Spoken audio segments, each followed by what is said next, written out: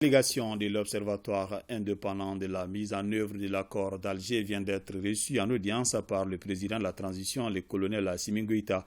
La dite délégation était conduite par le président du conseil d'administration du centre Carter, non moins petit-fils de l'ancien président américain Jimmy Carter. Au cours de cette audience, il a été surtout question de l'évolution de la mise en œuvre de l'accord d'Alger. Pour plus de précisions, écoutons Jason Carter, il est au micro de Tamsir Diabaté. To hear the unconditional commitment from this government.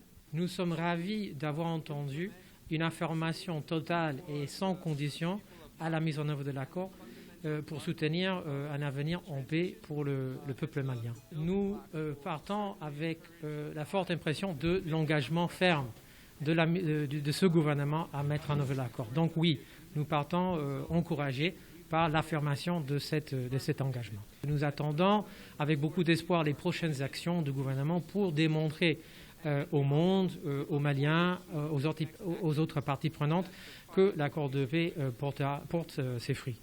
Nous sommes très conscients de la situation et du contexte actuel au Mali.